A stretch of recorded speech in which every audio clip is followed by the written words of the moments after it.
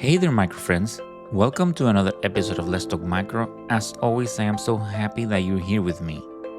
And if this is the first time you're listening to Let's Talk Micro, well, thank you for choosing it as one of your podcasts.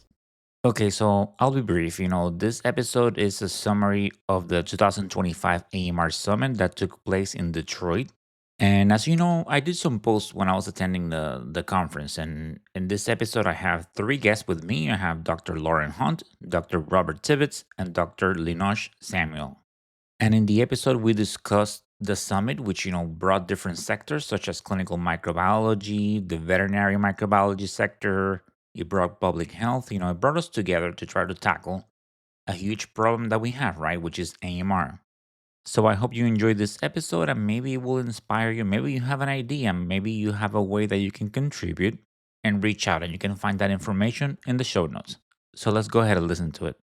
Hey there, micro friends. And as you have been seeing through social media, I posted that I had the privilege and I had the opportunity to attend an antimicrobial resistance summit that was hosted by bioMerieux. This was the second event. This time it was hosted on Detroit, which you know not only the conference was great, and on the side I had the chance to go see the Lions play. So it was a great opportunity for me.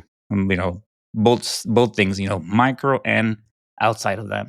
So today, I wanted to do an episode talking about this summit, and including some things like what did we talk about, who joined this year, what are we doing, basically give you an update. So with me I have three guests, and they will be introducing themselves as to what they do and their roles. But with me, I have the chairperson of the summit, who's Dr. Lauren Hunt, and from Henry Ford Health, from clinical microbiology, I have Dr. Linoj Samuel and Dr. Robert Tibbetts. Everyone, welcome to Let's Talk Micro. Thank you. What a pleasure having you here. So, this is something that we always kind of start the episodes with Let's Talk Micro. So maybe you can start with a quick introduction about what your role is and anything else that you want to share with the audience. Great. I'll go ahead and get us started. My name is Lauren Hunt. I'm an infectious disease and antimicrobial stewardship pharmacist by training, and I currently serve as the senior marketing manager for clinical strategic partnerships at bioMerieux, and that's part of our value-based healthcare team. Within that role, I wear quite a few hats, including evidence dissemination. I support a lot of educational components, including the summit, for which, as Luis said, I am the chairperson for it, and very excited to talk about it today. Go next. Linoj Samuel, I'm the division head for clinical microbiology for Henry Ford Health, and with my colleague Bob Tibbetts, work to oversee infectious disease testing across the health system. So not just in our core microbiology facility, but also in multiple near patient testing locations spread across Southeast Michigan. And my interest is in research on rapid diagnostics, near patient testing, evidence generation for outcomes, and diagnostic stewardship. All right. My name is Bob Tibbetts, and as Dr. Samuel said, I'm the associate director of the lab here for the Henry Ford Health System. So we work together very closely through pretty much anything and everything that we do, from diagnostics stewardship to antimicrobial stewardship, and we sit on these committees together. So I think it's nice because we bring a very unified group of people together for the same cause. My interests are in multiple antimicrobial resistance mechanisms, in particular the Enterobacterales. And more recently, due to my background in veterinary medicine training, One Health has kind of taken over now, and I'd really like to kind of do a little bit more work in that area. Perfect. So, welcome again. So, and we definitely, for the audience, we'll be touching on the veterinary side, and as from listening before, we had some people on the podcast before, but it's such a fascinating topic as well. Um, so Lauren, can you maybe take us back to what inspired this AMR summit? What gap or need did the organizer see? Yeah. Overall, bioMerieux's mission is to make the world a healthier place. And we're very connected to and committed to the role that diagnostics play in AMR. We understand that they are essential to stewardship programs and decision making. But we recognize that there are some gaps, that there's, the industry side that we exist in, there's academia, there's pharma, there's policy, there's medical societies. So there's so many things that are so many different sectors that we kind of saw that were siloed. So the summit was really designed to fill this gap of bringing those people together. We have a couple different pillars within our company, and AMR is one of them. So we wanted to create this forum where these experts could come together, have these peer-to-peer engagements and learn from one another, and really give them that platform. And we felt that as one of the leaders in infectious disease diagnostics, that we were, really set in a good place to provide that. We really want to elevate advocacy. We know that we can't move forward in the fight against AMR without our government partners as well, our state departments of health. So they've always been involved in this. But ultimately, the goal wasn't to have just another meeting. It was to really spark these partnerships and generate momentum that would extend far beyond that event itself. Okay, and then by the 2025 meeting, how's that vision evolve over time? Yeah. So from the beginning, the vision was to carry on these critical conversations, fostering genuine cross disciplinary collaboration. We wanted the summit to be this catalyst that was really, again, not just bringing people together, but then having that conversation carry forward. What is the action that's going to come from this? I think that what's become especially meaningful from year one to year two is that the participants see that the summit is truly this neutral ground that we can all come together on. It's not a place where BMRU is selling, but rather listening and being part of that conversation. Because of that trust, the dialogue has become more honest, I think more strategic and more forward looking. So the evolution has kind of gone from let's gather and talk to let's collaborate and drive some tangible change. Okay, and Dr. Tibbetts and anyone that feels that wants to add something to this, can jump in as well. But from your perspective, what makes this type of gathering valuable to the clinical microbiology community? Yeah, it's a small enough venue to where there are a meeting where there's a lot of good information. There's still some closer collaborative opportunities there rather than a 6,000 person meeting. So everybody comes to this very single minded in what they want to achieve, and that's the goal of it. Now, AMS isn't just a one shot fits all. There's multiple aspects. So there's laboratory, and there's ID, and there's pharmacy, and Dr. Samuel will talk, I think, hopefully about some of the advocacy issues that we're dealing with, and looking at it from the government kind of governance kind of side of things. So it's great. It's big enough to where there's a variety. It's small enough to where it really truly get these collaborative, relationships going on. And Lauren nailed it there as far as, things that we're all doing still since collaboration from the 2024, or the first meeting. So one thing from this year's summit was that some new perspectives were brought into the mix, and for Dr. Tibbetts and Dr. Samuel, maybe you can talk about those, like who joined the conversation for the first time.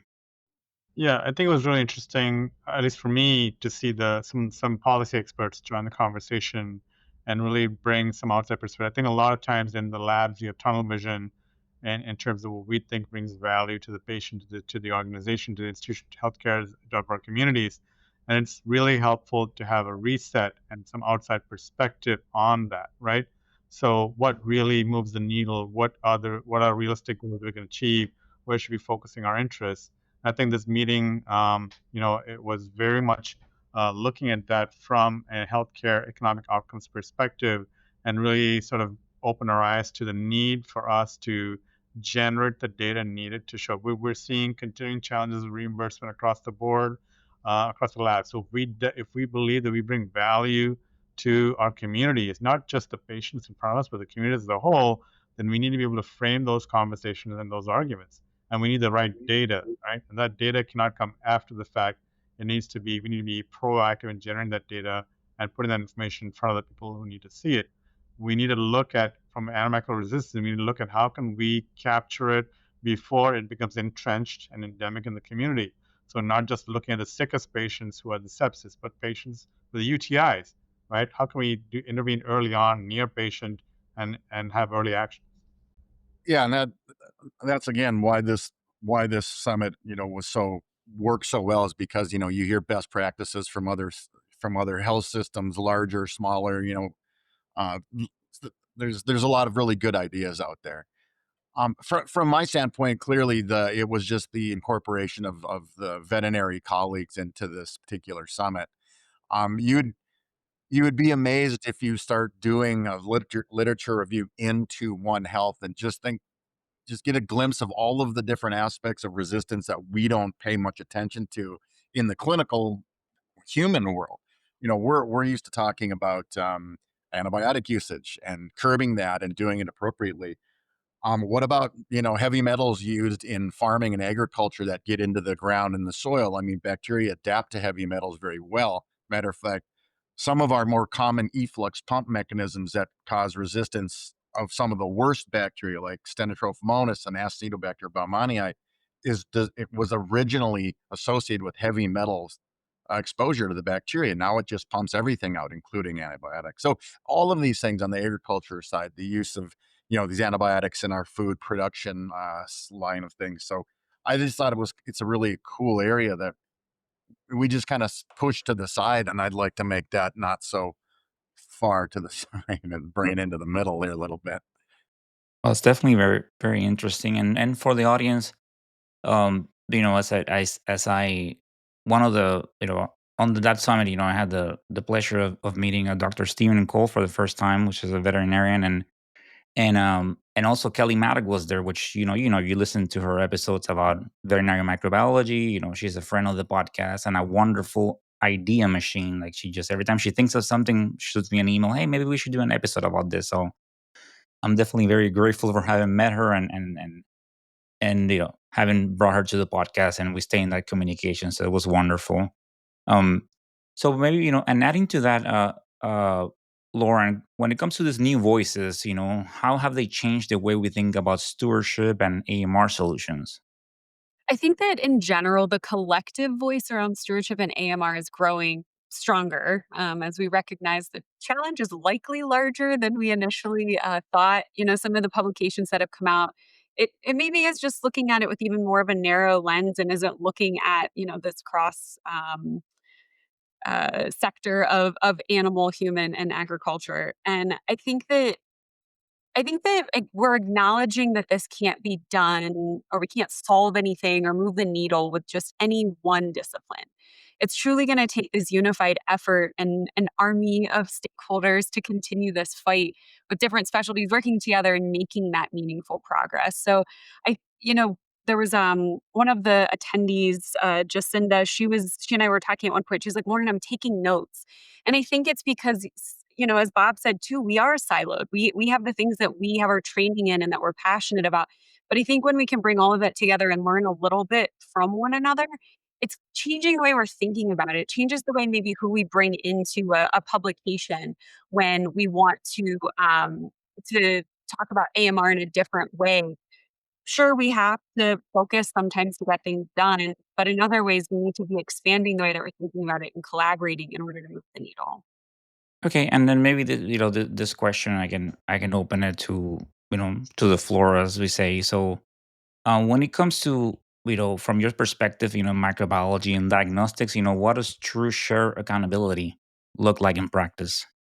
Yeah, I think I can start there. I think true shared accountability means that we're not in this fight alone, right? I think what's really important, what is being brought together is pharmacists, infectious disease providers, public health experts, policy experts. We all have a stake in this battle against AMR. And so accountability means that we are not, lab isn't out there justifying its existence on its own because pharmacy, ID, and the community as a whole needs the lab. At the same time, we support our colleagues in, say, public health, who are a critical part of this battle as well. So I think true shared accountability comes from us all understanding that we're not there just to justify our jobs. We're there to better the health of the community as a whole, and we work and we all have a better chance of success when we come together, pool our resources and our expertise. Okay. One of the things I enjoy about doing this type of episodes, it's like you're always constantly learning. And when Dr. Tibbetts was mentioning about the efflux pumps, and you talk about the heavy metals, that was something very interesting. So thank you for sharing that with the audience, and it was great learning about that. Um, do you have any examples well, can you share maybe a connection or collaboration that really stood out during the meeting, and maybe you enjoy them all? and nothing really stood out, and that's okay. Yeah, I mean, I really enjoyed all of them because it's, I honestly did enjoy obviously the One Health stuff, but I mean learning about the side that I think a lot of people don't like to think about, and that's the payer side, and how insurance deals with this, and some of those things that don't, I found those to be very interesting. Just to see that it's just different perspective.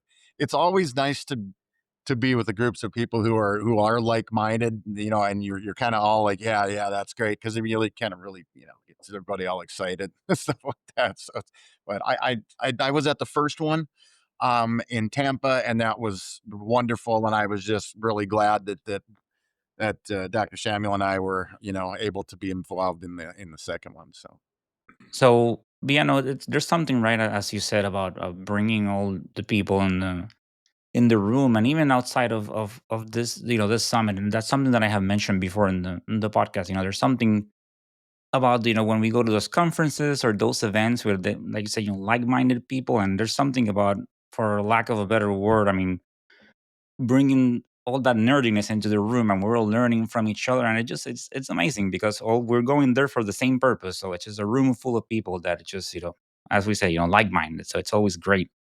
um so let's talk a little bit about One Health. And the summit, emphasized multidisciplinary collaboration, and One Health really embodies that. So from your perspective, how are we seeing the One Health concept move from theory into practice? I'll take this one. So one of my first exposures to One Health was during my residency about a decade ago. Ohio State has agriculture, veterinary medicine, and human medicine, and they brought these all together with other universities from the Midwest.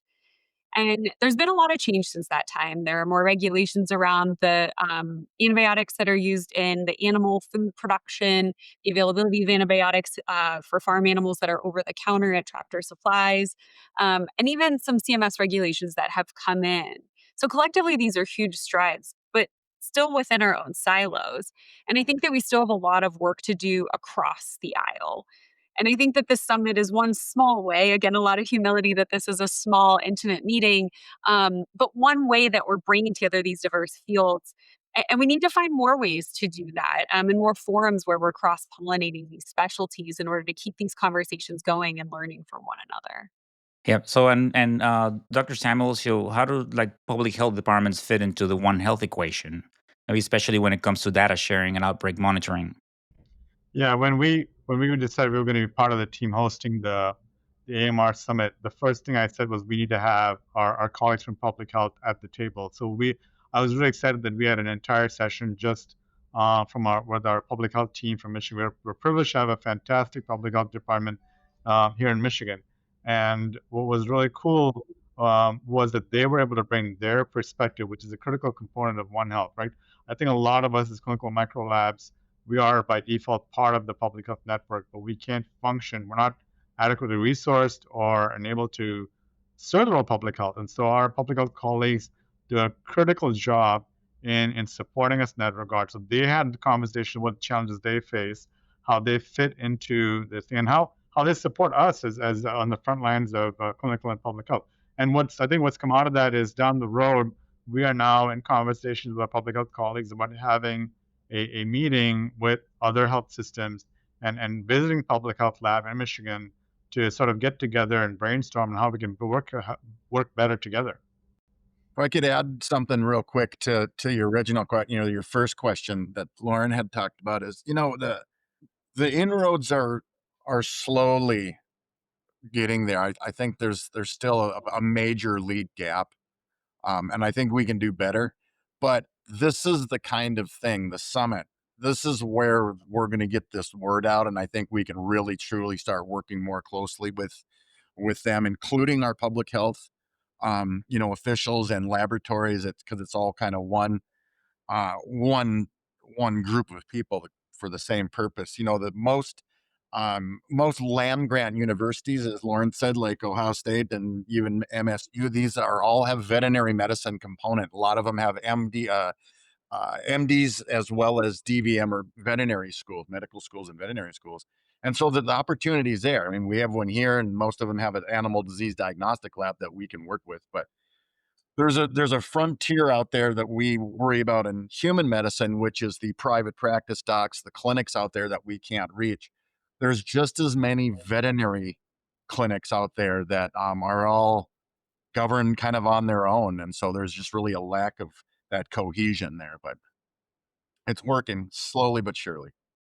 And speaking of from animal health and Dr. Tibbetts, what lessons from animal medicine can human medicine learn in terms of stewardship and surveillance?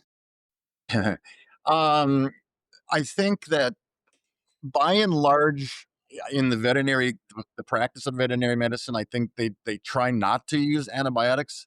But I think, you know, I don't know that there's a lot that we really can take away from it, unfortunately, because I think that even with the regulations that we have, we're still not doing it correctly in a lot of regards. Um, I think that we need to, I think we just need to work together and try to get that word out between the two. I think it probably more prescribing in human medicine, honestly. And I should go back to clarify when we say veterinary medicine, it's usually not the prescribers and the companion animals that are getting over prescribed. So I think they still do a pretty good job of just kind of self limiting. I mean, we're using this in our production, animal. I threw a quote out there or some statistics at the summit. When you look at the use of antibiotics in the United States alone, we're talking in the realm of about 20 million kilograms a year. Um, Only about 20% of those antibiotics are given to humans. The 80% fully are used in animal medicine, predominantly in our food production. So there's things that there are areas that we can work on, and we could probably learn a little bit from the veterinarians on just limiting our use of antibiotics. Okay, and and Lauren, from the role of the AMR summit, like what did it play in reinforcing One Health connections this year, and maybe how my future meetings expand on that theme? As you've heard, One Health was a very well received topic, both at the session itself and then even in some of the post event feedback that we've got. So I think that it's a signal that people are open to the information. They want to receive it. They want to bring all of these different sectors together through animal, human, and environmental health through AMR. There's a couple things that have been said, and maybe I'll bring it all together. So I hope this isn't too long-winded. Dr. Samuel mentioned the data that Dr. Cole presented about an NDM being passed between human and animal, and Dr. Tibbetts, talking about the use that we focus so much, and there's so many initiatives going on with what we're doing in human medicine, but it's kind of a drop in the bucket compared to what we're doing with others. Something else that was said in Dr. Samuel's opening remarks was about how if, one hospital in Detroit is doing has the greatest technologies when it comes to diagnostics and great infrastructure for stewardship. But down the road, there's a hospital that doesn't have those same resources, that doesn't have the diagnostics or the expertise or the time and resources to implement these programs. We see so many, maybe disjointed is the word, where there's great efforts going on over here, but maybe not over on the other side of the aisle. And I think that it's going to take us bringing all of that together, large hospitals, small hospitals, lots of resources, small resources, animals and humans. So I think looking ahead, the role of the summit being to deepen these connections, to bring different people that you might not ever interact with, because someone's at a vet meeting and someone's at, ID Week or ASM, being able to to them together in a forum where they can have these conversations and learn from one another and build a unified strategy for the way that we can move forward together. Without that integrated approach, we'll absolutely lose ground in that fight against AMR.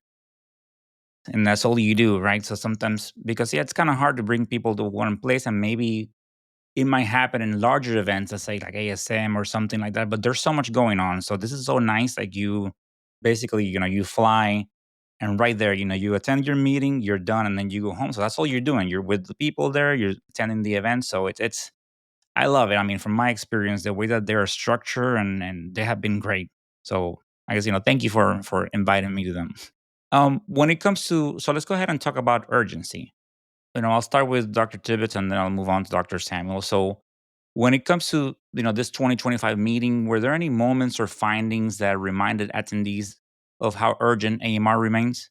I mean, just like the personal stories, are obviously very, very impactful because you see real world, what's going on. And I just got back from a summit of the Americas, and again, very impactful stories. And you kind of at that point you really see the urgency. I think it's crucial to put it into perspective that people can kind of understand. Like, wow, that could be my mom or my sister or my dad or something like that from the scientific standpoint. I think the numbers are getting big, just too many. We're seeing things like NDMs, and again, NDMs in dogs. I remember when this was before staph intermediates became popular.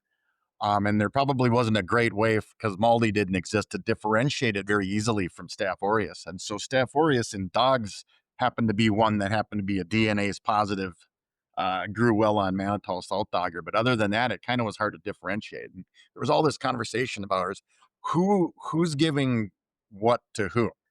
Did the dogs give us MRSA or we give it to them, kind of thing? And I think as we learn more about this and these kind of meetings, that urgency is like, oh man, we just don't know where these things are coming from. And if we're harboring highly resistant organisms just in our pets, think about where else our kids are probably going to be little incubators too now.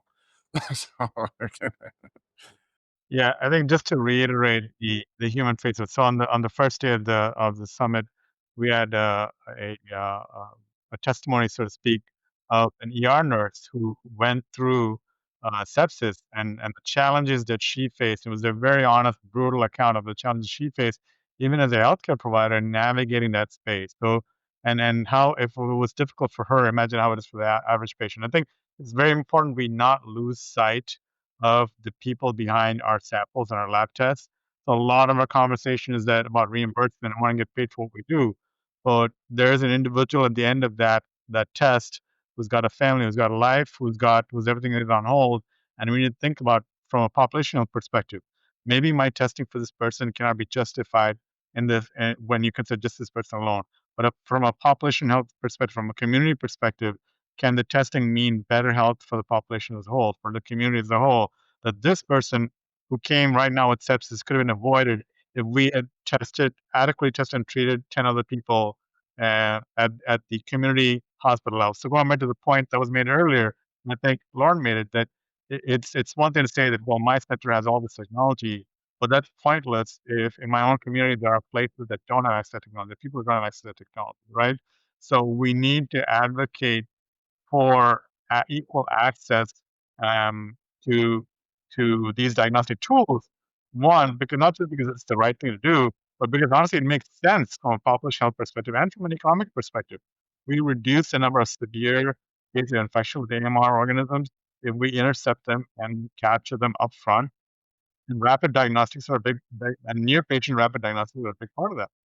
Yeah, so true, and that's something that maybe when, especially like someone working on the bench, when they come in and maybe they have no idea, but when you talk about different facilities with different diagnostics and things like that, maybe you start working in a large facility, like I started in my career, and then where you have access to many things, but then on the other hand, I've been to other places where they don't have that much access. So that's maybe you come in for your first time in your career thinking that, yeah, maybe every place is like this, but that's definitely not the case. And yeah. On another note, it felt like so weird. Like I was in a place, we had Maldi, and then I ended up working in a facility that didn't have it.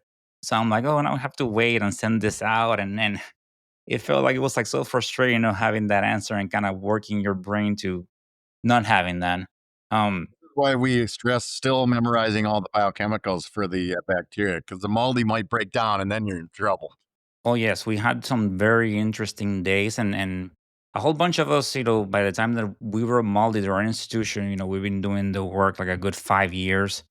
So we were definitely, Gramstein biochemicals, but then a lot of people came after that, and we had some days, where Maldi has broken down, and there are some very interesting thoughts and some results where very easily you encounter this culture, and all of a sudden, 3 days or ring, I have this GPC or something. I'm like, has anyone done a Gramstein?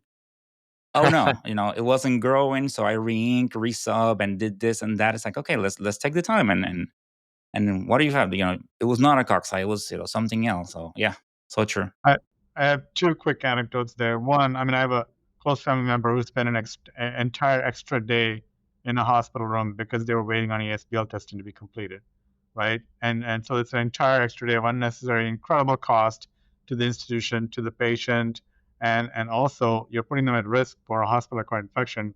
Every hour they spend in a healthcare institution needs to be avoided. So that's one thing I think where we need to think about the impact of our diagnostic algorithms.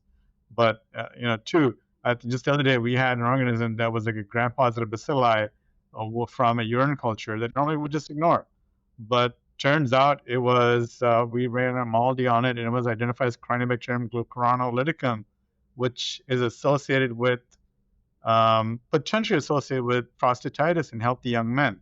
Now, in any other day, I would have ignored this organism and blown it off. But because of access to technology, we were able to do the right thing for that patient. And I think that's when you think about that should not just be the case at our institution. That should be the case everywhere. Yeah, okay.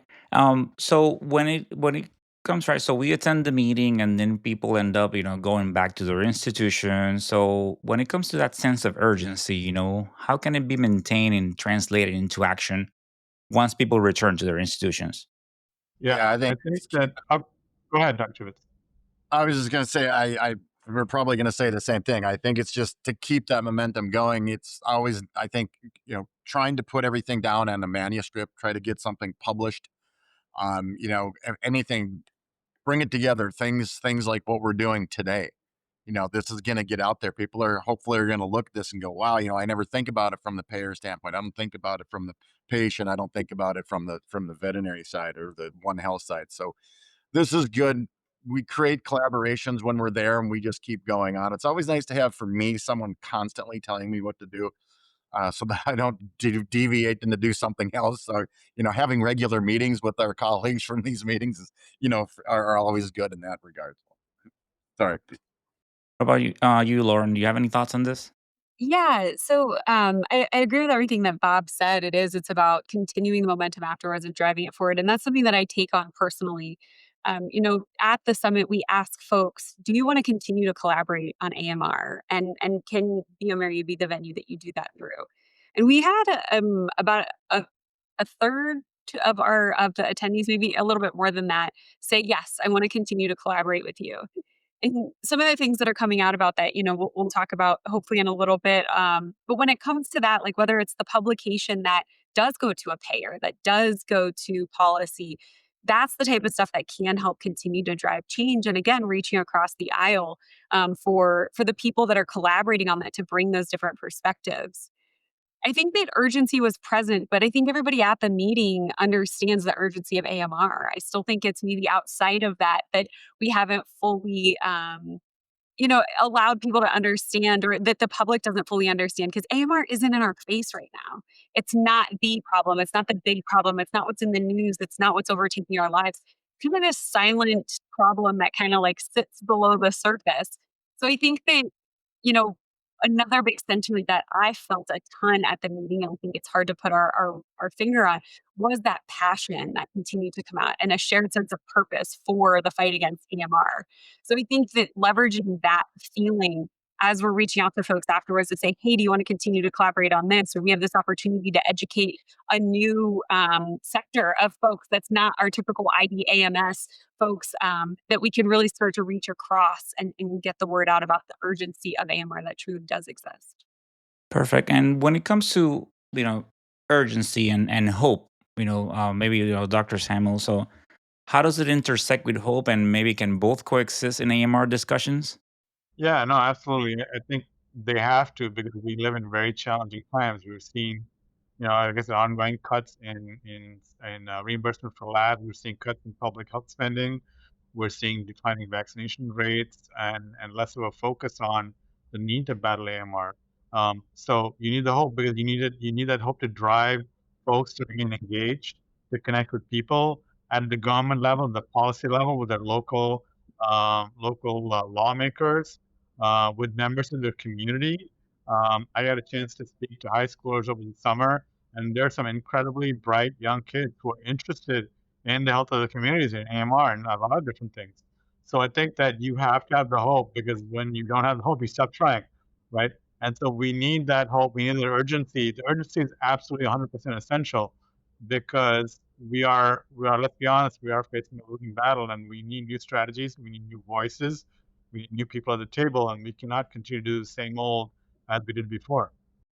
I think that urgency on its own can be a little paralyzing. I mean, I feel it in my day-to-day life, whether it's work or, my family life. When there's things that are urgent, it's like, okay, what do I do next? But I think that's where hope comes in, and it really sustains that work over time, and it's what kind of transforms the urgency and that fear into forward motion. The balance, I think, comes from acknowledging the seriousness of the problem without losing sight of the progress that we can make, that we have made, that we are already making, and how we can collaborate to do that. So the conversations and the partnerships that came out of the summit showed very clearly that people believe in meaningful change and that that's possible. So they can absolutely coexist. The hope and the urgency part, where urgency pushes us, hope can connect us. And I hope together that we can continue to fight this battle and maybe win.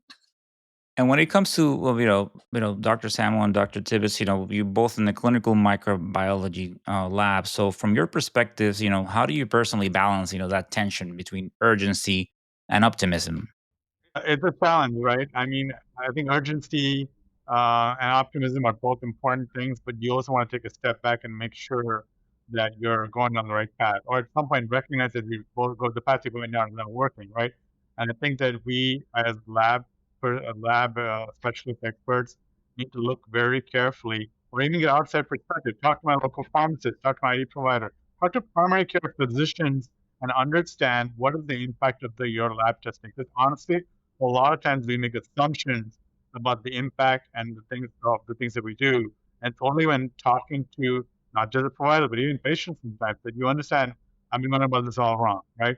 So the urgency is important, the optimism is important, but the urgency should also be to have those conversations and look at every now and then step back and look at, well, what am I doing? Is it working? And why is it not working? If you cannot change provider behavior, then it doesn't matter how fancy your test is. There's no point to it. It's not going to work. So it's important to engage with the providers and the physicians before you launch new tools, new tests, new algorithms, and make sure that they are at the table and there's so much more, and they're willing to be engaged. Many times we've seen that they don't know that we exist. They don't know that lab folks are out there trying to do the best thing. And so I think when we engage with them, we're all in a better place because of it. Yeah, I would say cautiously optimistic is probably how the the way to approach it, but that's the truth. I mean, we do take a lot for granted in that we're gonna provide it, and I always think about actionability, and I know Lauren and Dr. Samuel, and I've heard that a million times come across my mouth, but it is, and like Dr. Samuel said, if we can provide the best test fast as we possibly can, and if you're not gonna do anything with it, it all comes down to being able to educate and work with your colleagues who are, seeing the patients and this sort of thing. But I still do feel confident that we can make advancements in it. Okay. Yeah, there's something very true about the power of communication and collaboration. That's something that we see. It's a huge theme across this, and beyond that as well. Um, Lauren, so when it comes to some results, and I know that if I remember from the last summit, I saw that there was like a publication, and they even did like a podcast episode, and which I listened to. I'm always trying to listen to things, and um, so when it comes to from these meetings, maybe you can talk more about what tangible results have come out. As we say, whether publications, working groups. Yeah. So you mentioned the publication. So Dr. Andrea Prinzi, who's a fan favorite on your podcast as well, she led what became an invited publication at ASHE with our Centers of Excellence, and I can share the link to the publication and the podcast for the show notes for folks to listen into, and really just talking about what conversations were present at the summit and what things are driving forward. What is our call to action? Tampa General Hospital was the host last year, and they had a panel presentation about their stewardship team. So they had all the representatives from the lab, pharmacy, their ID physicians, infection prevention and control, and someone was present from Carbex at the 2024 summit, and they actually then got invited to do a similar presentation at the 2025 Carbex Product Developer Conference in Gamrick in London. And I think that that goes to show that more people needed to hear that, and that Carbex saw the need for that type of information to be shared about representing what that cross collaboration looks like. Based on feedback from attendees, my previous counterpart, Erin, and I actually established a webinar series called AMR Pathways and subline from challenge to change. There were so many topics that were requested from that group at the summit to say, we want more of this. So it's all product agnostic conversations on diagnostic stewardship. Debbie Goff did one in the current state of AMR. We had the payer policy component, which is another hot topic for folks because we just aren't exposed to it as much. And I'm really excited that we'll actually be moving into season 2 of that in 2026. Luis, I think it helps build our partnership with you as well and doing more podcasts with you. We've had 3 of those released to date. And then moving into this year, I'd love to invite Bob and Linoj to talk about their publications that they're working on as a part of 2025. And then I'll continue with a little bit more of what's come from this year's meeting. And thank you for the opportunities to be able to, talk with you and have different people. As I always said, I had a chance to work with many people from bioMérieux. They've been guests, one way or another, and always wonderful experience. So, and the same thing, for you, Dr. Samuel and Dr. Tibbetts, if definitely you're always welcome here, and any topic that you want to discuss, I'm one email away, and we can just work something out and have you on, definitely. Okay. Sounds good. Yeah. S- Anyway, So, okay, yeah, definitely. Doors always open. So, um, what about and this any examples of collaborations or ideas spark in Detroit that are already moving forward? yeah, I mean, Kelly and Steven and I we're working with Amanda from bioMérieux to put together a One Health sort of a call to action. I'll tell you this: there's in 2024, in the Lancet, a very powerful paper came out. The need for One Health systems in stewardship. This year in 2025, in Nature Communications, another one on One Health and the importance of veterinary stewardship and as part of AMR. So it's getting traction in the right places. So the right people are reading these papers and these high value journals. And so, our goal isn't to rewrite the book on this. We're not going to, we're just not going to vomit up a bunch of same stuff they did. We really want to kind of put together what we discussed at the summit, where we feel we can truly make inroads. The you think about globally, things are so much different in different developing countries from a veterinary standpoint than here. Um, there's a lot more proximity to animals, depending on what they are, than we do have in our country. So that's a huge deal. So we're hoping that we can kind of pare it down into something that's a little bit more manageable for a typical lab health system like us, or smaller or larger, that we can really truly make some inroads. So that's kind of where the collaborative effort has gone with that anyway. Yeah, and I think I would add that we're working on an economics manuscript. So it's sort of look with the health economics outcomes expert. And I think it's really exciting because they bring a perspective that we don't have, right? And so, but part of the manuscript is collaborating not just with the lab and the healthcare outcomes expert, but also with pharmacy, infectious disease, to pull together different perspectives and look at, well, what are strategies that we need to consider taking. And my hope is that the paper doesn't end up just as a paper. It's part of an ongoing conversation that's taken up at the national level with our professional societies, with local health societies, and with the C-suites. I mean, we can't really push this forward unless we have support at the institutional level. And I think so. So we're hoping that we can get traction with some of these conversations and educate ourselves in the process. Absolutely. And the it's been a pleasure. As I said, I have a voice, but I love elevating the voices of others. So as part of that, the people that said we do want to collaborate, we've reached out to them and they have been part of, the conversations that we're having and ongoing. Certainly the panels that started these conversations are part of the manuscripts, but then there's others that are saying, I want to be part of this conversation too. I want my voice to be heard and be able to share across that. So it's been truly a privilege to help drive some of that forward. We do have two other publications that are in the works. One, a general one on stewardship, and another one on diagnostic stewardship. And we're pulling folks in for those. And as I mentioned, we're going to be doing season 2 of that AMR pathways.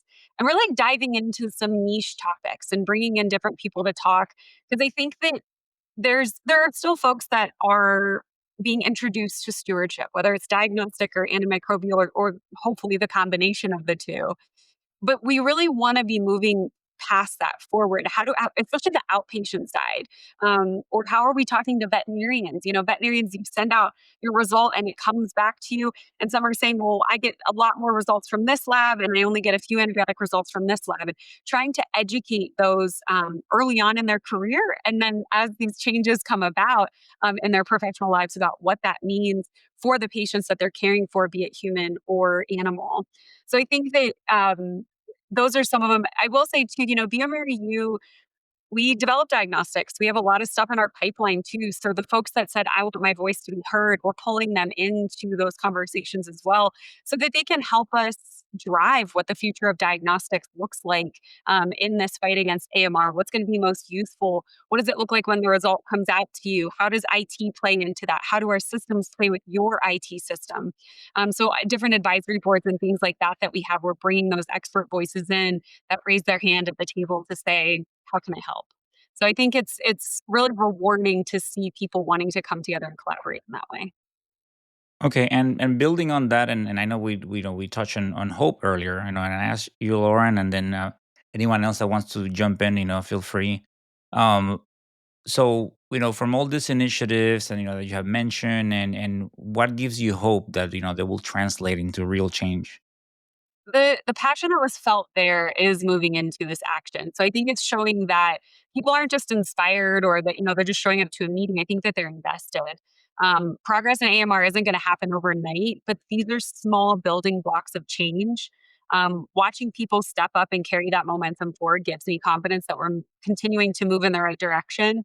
I said it earlier, this is one small meeting. It's a couple hundred people that are getting together, but I think that that's what it takes in order to do this. It's how do you eat the elephant, and it's one small bite at a time. So I think that bringing together these smaller groups to hit AMR from these different angles that Bob and Linoj are leading, that's what's essential to making the change. It's just those baby steps that will hopefully add up to being big leaps. Yeah, I think what gives me hope is the partnership, right? With industry, with our colleagues and on the front lines, whether it's primary care, infectious disease, pharmacy. In fact, this is the AMR Awareness Week, and right now in our hospital foyer, we got 3 tables with ID, pharmacy, and micro all side by side, advocating for on the front lines. We've got patients coming up and learning about AMR and all the things that are going on. So I really was excited. The meeting was fantastic in the sense that it was an exchange of ideas. It was a small, close-knit setting, and it's sort of what you need to get you excited and encouraged. It was very product agnostic, and that really opened the door to really meaningful discussions. And so kudos to the organizers for that. But I think that what gives me hope in what is, let's be honest, a very, very challenging time for healthcare. We're looking at cuts in reimbursement that down the road. Next year is going to be very challenging. And all we can do is take it one step at a time, right? And so that's really what gives me a perspective on what we think will happen going forward. And I think about hope. I'm also thinking along the lines as well as that it's very gratifying to see that the very sensitive molecular based testing is becoming much easier to use. It's becoming cheaper. It's coming from someone who, I'm sure Dr. Samuel and Dr. Hunt believe, understand this as well. But when, sequencing a 200 base pair gene was thousands and thousands of dollars. Well, now we can get the E. coli genome in about 8 hours on a sequencer. So these are the testing that we need, these rapid diagnostics. So I'm very hopeful that people are putting the money and they're seeing that this has a lot of value. And then when you just think about putting that on the veterinary side, these are not, there is no insurance, or there is insurance for pets, but people are paying a lot of this out of pocket. And when you can get down a sequence to help you decide what that bacteria might have and that animal or whatever, even doing epidemiological studies for different resistances, I mean, being able to use something as powerful as sequencing without completely being out of the picture. I mean, that gives me hope that from a diagnostic standpoint, we're going to be able to what's going on around us. Yeah. You Perfect. know, the And sorry, go ahead. So I was gonna, say time is money. Well, with antibiotic resistance, time is not just money; it's somebody's health, right? And so the key is, I think I want to echo what Dr. Tibbetts said there. We need to get the testing as close to the patient as possible. We spent years building these large core microbiology facilities, and that's great. But now we need to look at the opposite way and see how can we get the testing near patient with the results. In some ways, we're still doing things the same way we did 100 years ago. We're putting stuff on plates, waiting for it to grow, and then to keep doing that and expect something different to happen, it's just not going to happen. So we have to rethink the entire process, the technology that we use, and how we can sort of make the testing equitable, because we need the results for the provider while the patient's in front of them in the community health setting, not just for your ICU patient, not just for your transplant patient, but for that patient walking on the door with a UTI. Well said. And as one thing that and you both all of you mentioned about, so from this meeting, it's a certain amount of people, and so whether it's anyone that attended, Lauren, and maybe they want to follow up, they have an idea, or maybe whether someone is listening to this and they feel, okay, maybe I can help. I haven't been to the meetings, but I have an idea. I want to do something. What would you tell them, Lauren? How can they reach out or? Yeah, please reach out to me. I'll have my contact information in the show notes, because I think that we need as many people in this fight as possible. That's the only way we're gonna uh, win the battle against the bugs. I think also some of the ways that you can really get involved are talking to your legislators. I think that it's a really essential time for that. Letting them hear your voice, both at the local or regional and the federal level, is vastly important. I think that grassroots efforts are sometimes overlooked, but I think that there are a lot of people that really do want to do the right thing for their community. They care about the health of their community, and this is such a big part of that. Professional societies are another great way. They're advocates on the Hill, to be able to provide true and good information and good science to those that will listen, as we're navigating some of these difficult times and what it means to be an active participant in AMR and what are the things that we can do from a policy level. And professional societies are a big part of that. Let me pause there. Linoj, anything to add to that? No, I think you summed it up really well. I think that, advocating within your own communities is really important, right? I think that we have a lot of voices out there that are very loud, but not always very accurate in how they pitch what's happening in healthcare and in public health in particular. So we can sit in our silos and in our little safe spaces, or we can get out there and be active advocates. And I think you can advocate at the high level, but also don't forget the people around you need to hear that message as well.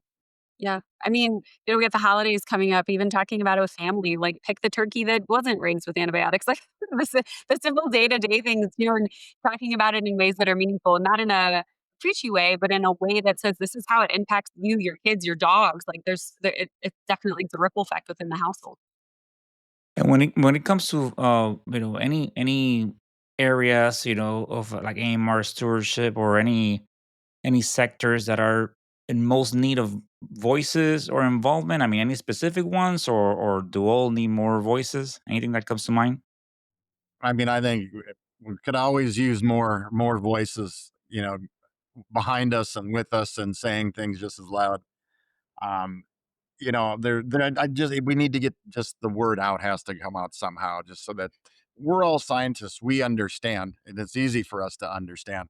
So if we get it out to the areas where, and again, the high schools is great to get, I mean, I didn't know anything about antimicrobial resistance until I was, looking at my first microbiology class, you know.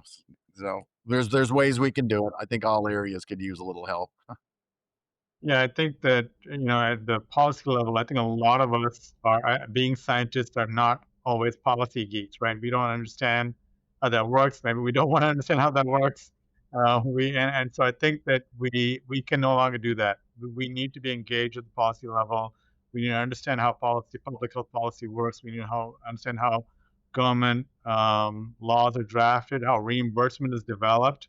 And I think the professional society level, we're trying to do that, but I think we need more people engaged in that space, more people to understand how that space, more people to be vocal in that space, because decisions are being made that are relevant to us without our participation, and that needs to change, right? And so that's an important area where we absolutely need to be more engaged in. I also think that, antimicrobials are prescribed by a lot of people, a lot of different specialties. I mean, if you have a medical license, you can prescribe an antibiotic.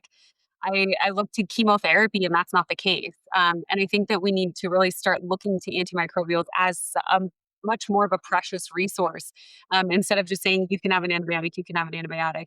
So I think educating cardiology, we obviously are hematology, oncology. It's very difficult in those immune compromised patients. But anybody, all of those different sectors, we have to get outside of our infectious disease society meetings, um, and uh, and microbiology, and even just within pharmacy, we really need to keep reaching out so that others can be part of this, so that it's not just one stewardship team that's doing it. It's everybody's responsibility. And as I said, it's in the day to day decisions we make outside of that too, at the grocery store and within our own homes and how we're treating that. So I think that the bugs are among us, and there's so many different ways that we interact with it, and we have to continue educating very broadly across. Okay, perfect. And as we kind of start coming to the end of the episode, and I wanted to ask you, Lauren. So if what do you hope people will be saying about this summit 5 years from now?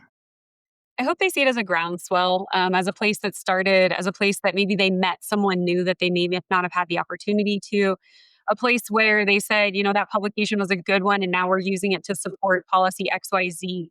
I hope that bringing together these diverse voices is really sparking those collaborations and driving that change.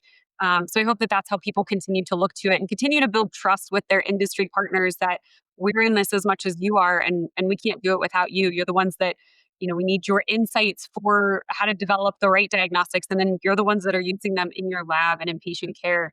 So I think that I hope that ripple effect is really what we're feeling and seeing from these collaborations at the summit.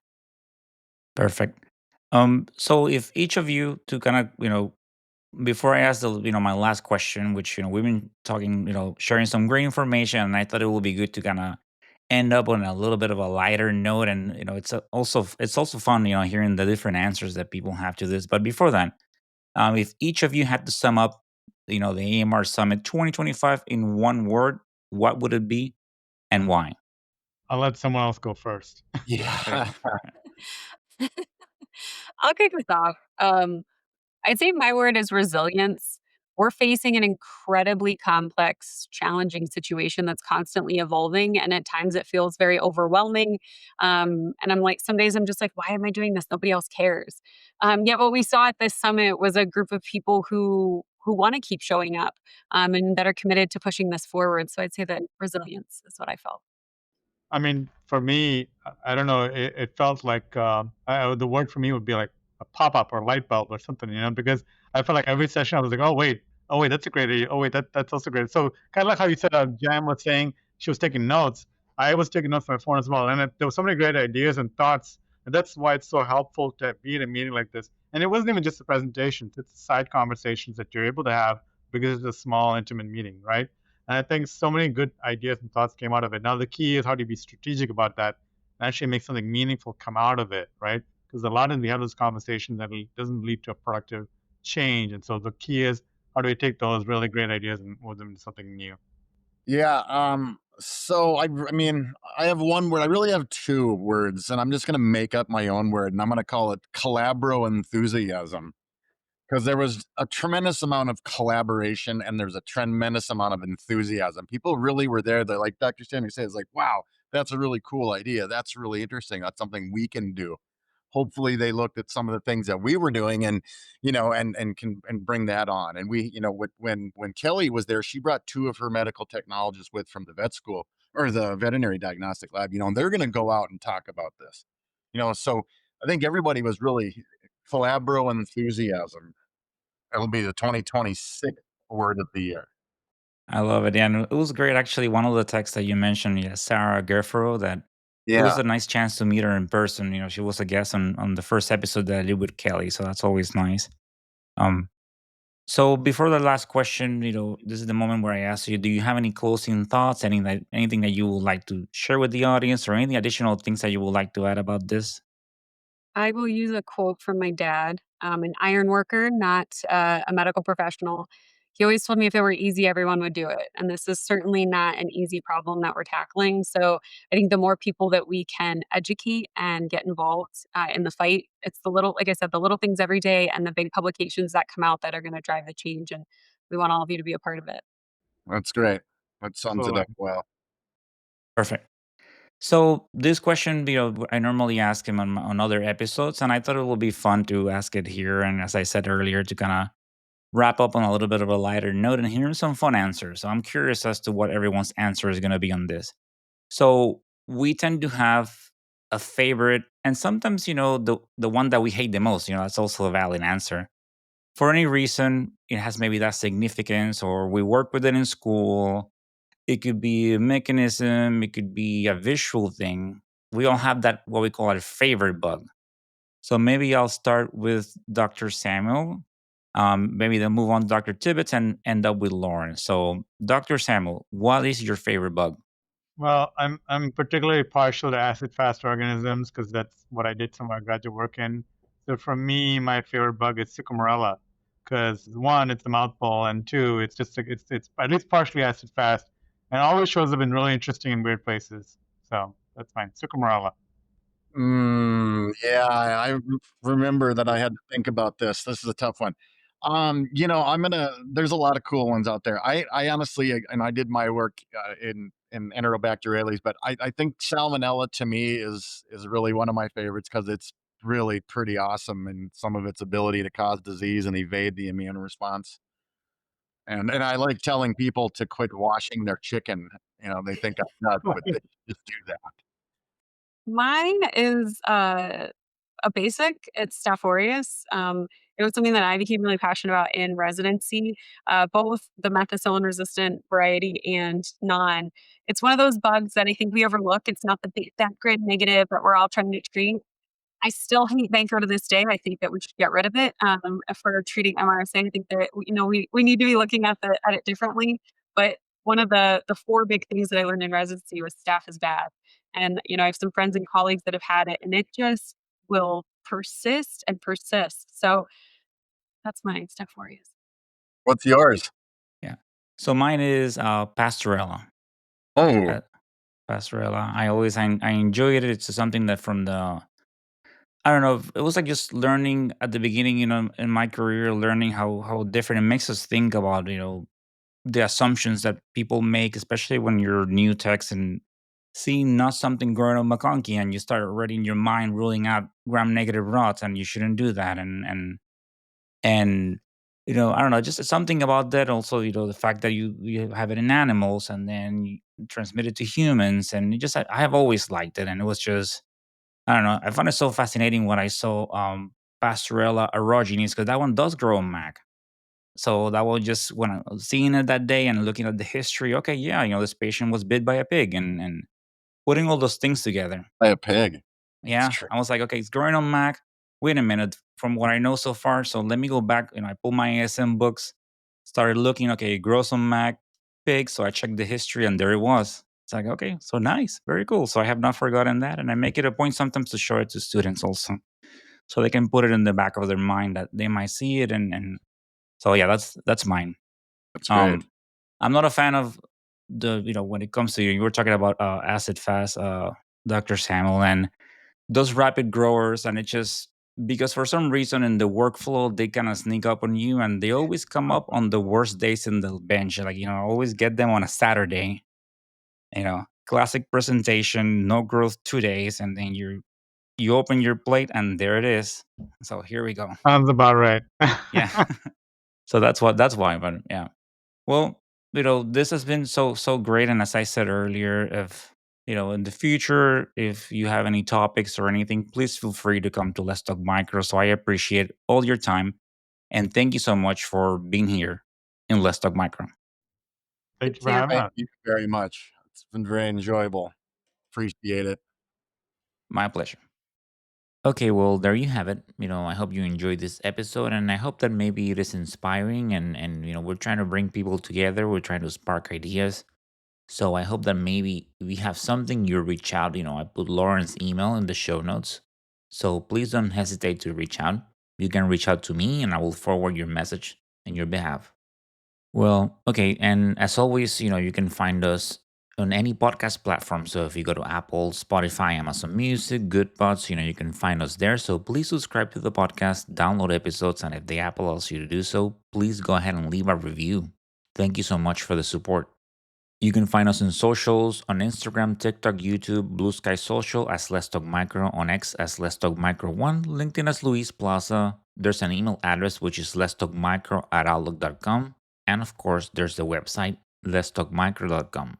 And in the website, you can find information about certification, episode updates, resources, and more. So I also invite you to subscribe to that. But definitely, thank you so much for the support. And speaking of support, if you want to support the podcast in any way, you can do so via Venmo or via Buy Me a Coffee, KOFI, both links available on the show notes. And if you are looking to learn more about antibiotics, please check out www.learnantibiotics.com and the Learn Antibiotics book available on Amazon. These resources include cheat sheets, practice test games, and more, and they are being used by thousands of people worldwide and may be helpful for you or your colleagues. And these are some great resources from Dr. Timothy Gauthier, a very passionate pharmacist.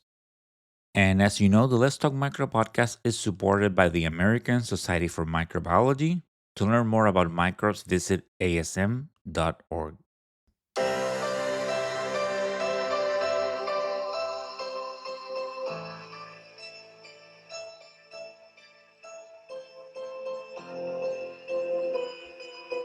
And that, my dear audience, it's the end of this episode. I hope you enjoy learning about, the challenges that we have in AMR, learning about the summit. If you attended, thank you for attending. Thank you for bringing ideas.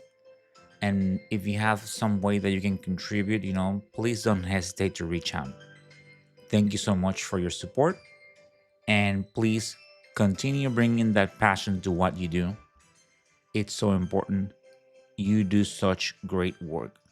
So, and stay tuned. Great things coming your way. As always, stay motivated, stay safe, and of course, continue talking micro. Until the next time. Bye.